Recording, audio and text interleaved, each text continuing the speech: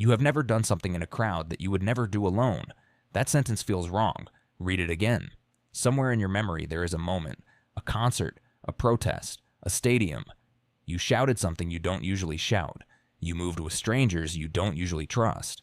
You felt bigger than yourself and a little less like yourself. The truth is stranger than you think. You didn't become a different person in that crowd. You became an older one.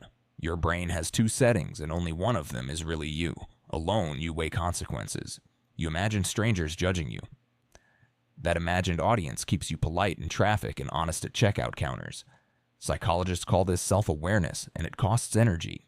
Strip that cost away, and something older is still running underneath, waiting for its moment. In 1895, Gustave Le Bon watched crowds move through Paris and proposed something unsettling.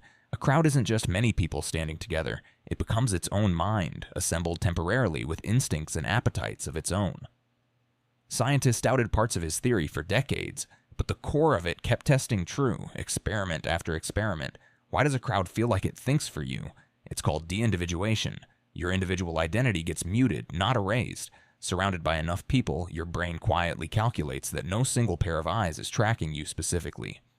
Anonymity floods in, and anonymity has always meant one thing to your nervous system: safety from consequence. Your ancestors lived in bands of 20 to 50 people where everyone knew your face, your family, and your mistakes. Reputation was survival. Exile could mean death. So your brain built a constant background question, always running: who is watching and what will they think of me? Now place that same brain inside a stadium of 60,000 strangers. The math breaks completely. 60,000 faces reads as noise, as nobody, to a mind built for groups of 50. The watching instinct short circuits, and something faster steps in. In 1969, Stanford psychologist Philip Zimbardo had women deliver what they believed were electric shocks to another person. Identifiable participants wearing name tags held back. Those hidden under oversized hoods, anonymous and unnamed, delivered shocks for roughly twice as long. Only visibility changed. The self, it turned out, is Sewakad. It had been doing quiet moral labor all along, and removing it removed the brakes. But crowds don't only unleash your worst instincts. Strangers run into burning buildings together. Crowds lock arms to shield someone being attacked. Entire stadiums sing for a person they will never meet. So what's really being unlocked here? Stephen Riker offered a sharper answer decades later. A crowd doesn't erase your identity. It replaces it with a shared one.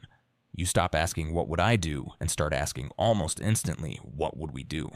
Whatever values that particular crowd carries become the values you suddenly feel are yours. That's why the same person can feel noble at a peaceful protest and dangerous inside a riot. It was never really about size. It was about which we your brain decided to borrow that day. Think about the last time you felt part of something larger than yourself. A choir, a picket line, a packed arena chanting the same words together. Were you choosing each move, or were you being carried by a current that already knew where it was going? Researchers studying crowd emotion have found something close to a shared nervous system inside tightly bonded groups. Heartbeats syncing, breathing syncing, strangers beginning to move like one animal. You were built for that kind of synchrony across millions of years of tribal survival. It isn't corruption. It's a setting you rarely get permission to use. So the next time you feel yourself dissolve a little into a crowd, notice the exact moment your inner narrator, the one always asking what others think of you, goes quiet. That quiet is not a malfunction. It is one of the oldest features your species carries. It lets small bands defend each other against danger, hunt together, and grieve together when the hunt went wrong. The only real question left is which crowd gets to fill that silence when it finally comes for you. Because you have never done something in a crowd that you wouldn't do alone. You've done something an older, borrowed version of yourself quietly decided was worth doing.